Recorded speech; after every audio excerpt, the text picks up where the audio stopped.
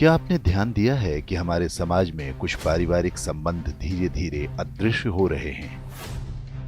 पहले हर बच्चे के माता पिता के अलावा चाचा, ताऊ, बुआ, मामा, मौसी जैसे ढेरों रिश्तेदार हुआ करते थे, लेकिन अब ये सभी मानो विलुप्त प्रजाति होते जा रहे हैं।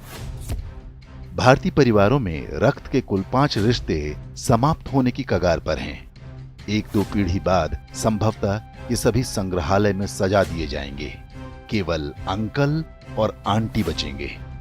इसे इस तरह समझा जा सकता है, यदि किसी दंपत्ति के 2 पुत्र और 2 पुत्री हैं, तो उनके सभी 5 रिश्ते यानी ताऊ, चाचा, बुआ, मामा और मौसी होंगे। यदि 2 पुत्र हैं लेकिन पुत्री एक ही है, तो उनकी जो संतानें होंगी उनकी कोई मौसी नहीं होंगी। माँ के बाद बच्चों की कोई सबसे सगी महिला होती हैं, तो वो मौसी ही होती हैं। यदि किसी के 1 पुत्र और 2 पुत्री हैं, तो चाचा और ताऊ के रिश्ते नहीं होंगे। यदि 1 बेटी और 1 बेटा है, तो उनकी संतानों का न तो कोई चाचा होगा, न ताऊ, न मौसी।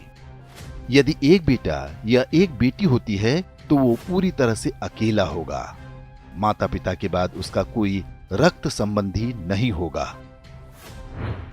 सिंगल चाइल्ड फैमिली को उनका निर्णय तीसरी पीढ़ी यानी जिनके वो दादा दादी होंगे बुरी तरह प्रभावित करेगा।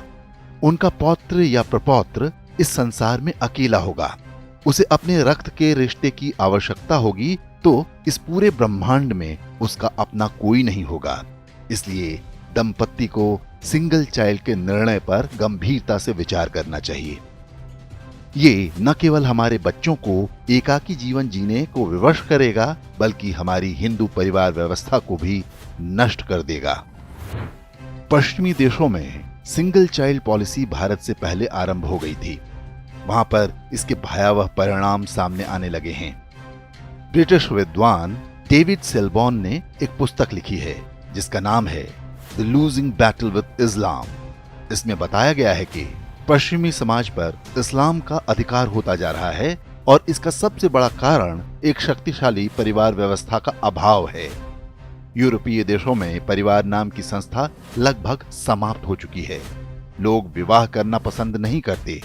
समलैंगिकता, अवैध संबंध, लिव इन रिलेशन जैसी कुरीतियां सामान्य बात हैं। उन समाजों में ऐसे बच्चों की संख्या बढ़ती जा रही है जिन्हें नहीं पता होता कि उनके पिता कौन हैं। बूढ़े माता पिता को घर में रखने को कोई तैयार नहीं।